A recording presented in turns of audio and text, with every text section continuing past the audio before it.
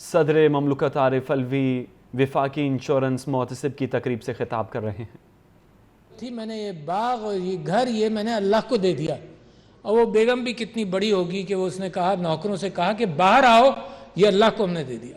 کیا بات ہے نا، یہ انسپریشن آپ دیکھیے کہ میری نبی کے الفاظ کے اندر کتنا انسپریشن ہوگا، کتنی جان ہوگی۔ اچھا وہ جان کہاں سے آتی ہے؟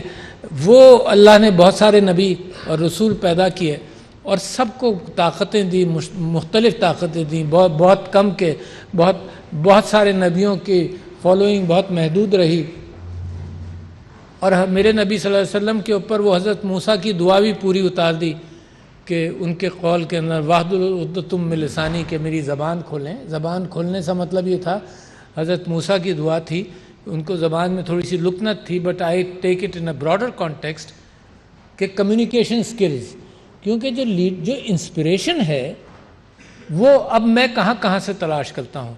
میں تلاش کرتا ہوں قرآن سے، ظاہر ہے نا، میں تلاش کرتا ہوں اسلامی تاریخ سے، خلفائے راشدین سے، میرے نبی صلی اللہ علیہ وسلم سے۔ اور جب وہ کسی کو ذمہ داری پر بھیجتے تھے تو پوچھتے تھے تم کس بنیاد پر فیصلہ کرو گے، زندگی کی راہ کا تعین کرو گے؟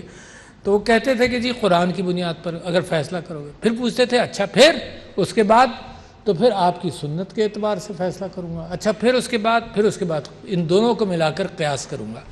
اور میں آپ لوگوں کو یہ بتانا چاہتا ہوں کہ اسلام کے اندر کبھی اسٹیٹ نے قانون سازی نہیں کی، کبھی اسٹیٹ نے قانون نہیں بنائے، کبھی نہیں بنائے۔ تاریخ دیکھ لیجئے آپ اٹھا کر، اسٹیٹ نے جب تک یہ نیشن اسٹیٹ کا کانسیپٹ آیا ویسٹفیلین آرڈر کے بعد، تب تک مسلمانوں کے ہاں قانون سازی کون کرتا تھا؟ اس کو میں چاہتا ہوں آپ انسپائر ہوں اس بات سے کہ کمیونٹی کا کتنا ڈیپ لنک اسٹیٹ کے ساتھ تھا۔ اور ڈیپ لنک یہ تھا، اسی وجہ سے یہ جو آپ تھیلیسیمیا پر کام کرتے ہیں، تو میں چاہتا ہوں کہ اصل تو یہی اسٹیٹ ہے۔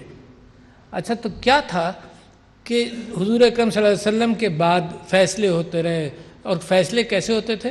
یہ دونوں باتیں، قرآن، سنت، خلفائے راشدین کے حوالے سے جو فیصلے ہوئے، اور پھر اس کے بعد حالات کے اعتبار سے، ان کی رائے کے اعتبار سے، ائمہ نے جو فیصلے دیے اور جو فتاوے دیے ان کی رائے کی بنیاد پر ہیں۔ اور ایسے امام گزرے۔